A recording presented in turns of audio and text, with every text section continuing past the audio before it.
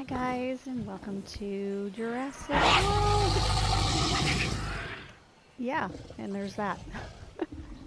We are so excited to have this game, and I'm excited that you are here with me to check it out. This is going to be a little bit of a different video. I have already started a park.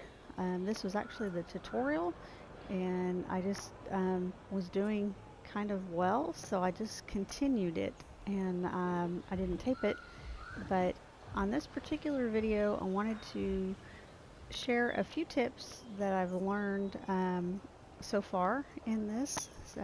Might help you avoid a few pitfalls early on if you're starting out the game. So let's jump in and get started. Okay guys, the very first tip I have for you is I made the mistake of one of the contracts for security is to either open the gate or let one of the dinosaurs break out to check your response, that sort of thing. So my dinosaur, I let him go ahead and break through the fence because I wanted to see how that worked.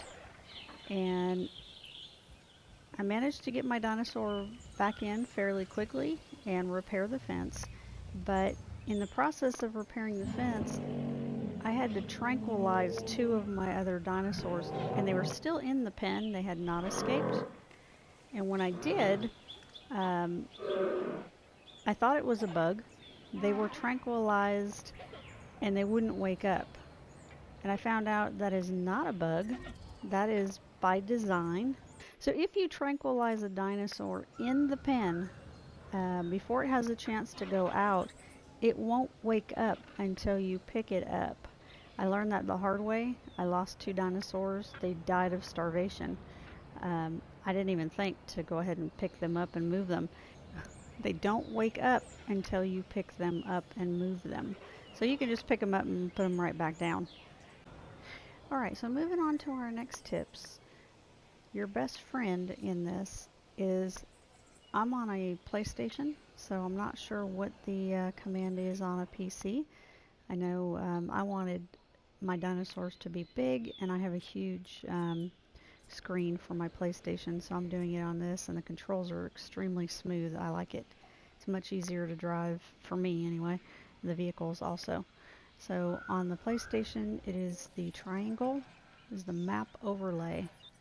This way you can get a bird's eye view of your animals. It's hard to see them, you know, in the foliage. You can find your Jeep, like he's right here, heading out. You can see your helicopter if he's picking up anything. It's just a really easy overlay to see a good picture of what's going on really quickly. You can also see where your substations are for power. The little meat right here, your feeder stations.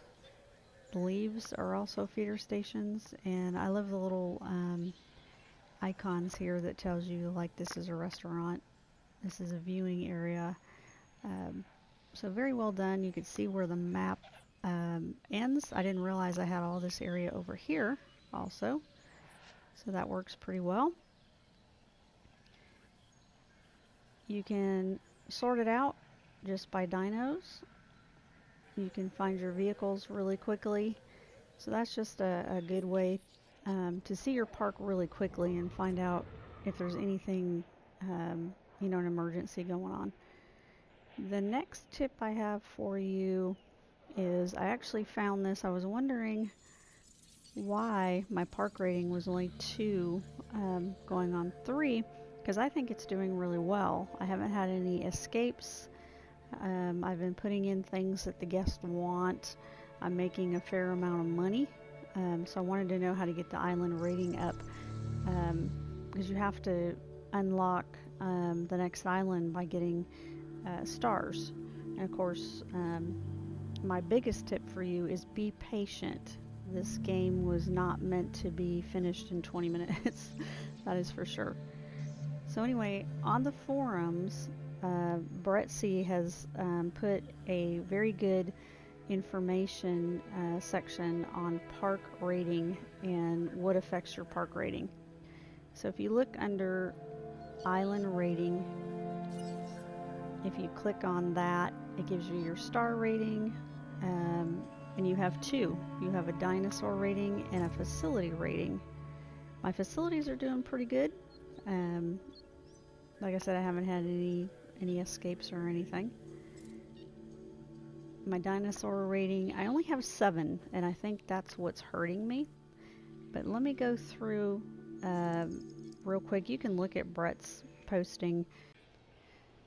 So the things that you want to have in your park that affect your park rating that are good is the people want to be able to view the dinosaurs from multiple platforms, from multiple areas. They want high viewing. So this is my beginning park. So like I got my first carnivore here, and we have one platform, so I'll need to add different ones. And there's these viewing ones, and then of course there's the ones that are a little bit higher up that they like. And then they also like facilities. They like hotels and drinks and gifts and stores and all of that. And what they don't like, oh, and they like placement too. Where you place your guest facilities is important. They want it in the high demand areas that I just showed you. So those are all things that are good for the park. Different variety of dinosaurs is good. The health of the dinosaurs, keeping them healthy and happy. I know people want to put them in and let them fight and all that stuff. And that's all well and good, but your park rating will go down tremendously. Okay, so you can view this list. Brett did a great job at putting this list together. I know it was something that I didn't really have a clue. Playing Planet Coaster, you kind of have a little bit of an idea, you know. Obviously you want facilities and that sort of thing, but this is a whole new world, so we're not sure what is going to affect that rating. And because I was doing so well, I mean, I have $17 million. That's pretty good for just starting out. I wanted to know. So what you don't want to do is, if you look at these management views, it kind of helps you. So pay attention to those. And if you, here's your island rating. I'm just a 2, but I just started yesterday. So like I said, be patient. The things that affect your park rating, I'm going to go through them kind of quick here. You can look them up if you want. Emergency shelters. I thought those would be good. This island is kind of calm. It doesn't really need one. But the emergency shelters actually hurt you if they're open too long, which I thought was kind of strange. But I guess they want you to have a safe park and not have to use those. The weather. The weather will make your park rating go down. We don't really have any control over the weather, so that's just something we have to counteract with something else. Put some good with the bad, I guess. Obviously your dinosaurs escaping will hurt your rating. Unhealthy dinosaurs, so get to them, you know, as quick as you can. I don't know if there is a time limit. Obviously you don't want them spreading disease all over the place. Not enough food in shops. The people don't like that. They also don't like overcrowding. This, like for our Planet Coaster fans, you know, we're used to 1 million people, you know, herding around, and people don't seem to mind. But these do. They don't want to be overcrowded. They want to be spread out. I've got quite a few people in this park.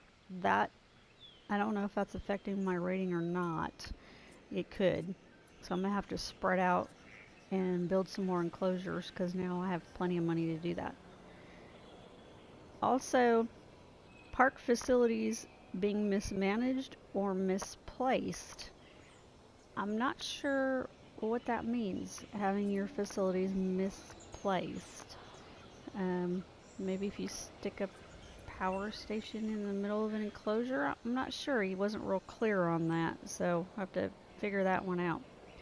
Then the severe things that drop your park rating uh, pretty extensively, obviously, is dinosaurs killing people. That's not good. Because they can sue you. Um, and nobody really wants that because it does cost you quite a bit of money. And then, like I said, keeping the shelters open too long. Okay, guys, so the next thing you can do is you go into this top menu choice. It's square for me, and you see your island rating. If you click on that, so mine has gone down a little bit. It'll show you your guest count, and then you can look at these two menu options, I guess. Your dinosaur rating, and here's your rates right here. So my dinosaur rating is only at like a 1 right now. I only have 5. A couple have died of old age. I'm not sure what the welfare penalty is right now. So we'll need to work on. I don't have any that I've done modifications to, and believe it or not, the combat infamy is their fighting capability, and I'm not sure if you find that in the genome, if you modify their genes or not. I haven't been able to do that yet, so I'm going to have to play with that a little bit. But I guess the meaner the dinosaurs are, the higher that rating, so we'll have to play with that. So one thing that affects your facilities is if the prices are too high. And we've done pretty good as far as no guest injuries, safety protection. We're going to need to put in a hotel. I guess you can manage your hotels, and one of the things that will hurt you is if you don't have enough staff and staff management, if you're not managing it correctly. And then, like I said, you use your management tool to find where the demands are. My visibility right now is pretty good for dinosaur viewing areas. My food is pretty decent. Fun rating. I really don't have access to a whole lot of buildings right now. My shopping rating is only at 15%, so I think I only have the one shop, and then I don't have access. I haven't unlocked the monorail yet, so okay, well, it just went up a little bit. Okay, so those are 2 of the things that will affect your island rating. So my other tip is don't be in a hurry. Start off small. Try to get the quality of your DNA up there, so you can do those contracts. There's a couple right in the beginning that want like over 50% genome. Do those, and that'll get the quality of your dinosaur up, and it will. The dinosaurs will actually last longer the higher quality they are. So do those contracts, and don't be in a hurry to try to get for the carnivores. I know they're the exciting ones, but if you're really trying to manage the game, you don't want to go bankrupt trying to do that. I actually have a dead dinosaur right now. Those little red things at the top, those are awesome. They tell you what's going on. Also, for contracts, spread them out between the 3. You can, take one or the other and just go for that route. But they can actually, if they get too low, you see mine right here. Science is a little bit low. The other 2 are kind of fairly even there. They're getting there. If they get too low, they can actually sabotage you. And right now, like, my entertainment value is high, so I got a bonus, and my sabotage risk is pretty low, but they can actually do stuff to you in retaliation. So that's interesting. And missions, you don't have to take every mission. So if you're teetering on making one higher over the other, and you don't want to, they each have pluses and minuses. They may hurt the other areas. Like if you do one for security, the entertainment section might get, upset with you. So don't take it. You don't have to take those. We better take care of this dead dinosaur. So just take your time, and I just got my first. Where's this dead dinosaur? Like I said, the fastest way to find him, there he is. Okay, he probably died of old age. Did you die of old age? Well, he's a -7 because he's dead. He was at 66%, so he's actually been around a little bit. So, yeah, he died of old age. As have all my dinosaurs have died of old age, which is good. None of them have died of sickness. Heading to pick up the asset. There we go. All right. So that is my advice to you. Take it or leave it. That's what I've found out so far. I thought it would be helpful to pass that information on. Most of you have probably already figured all of that out. If you have, yay!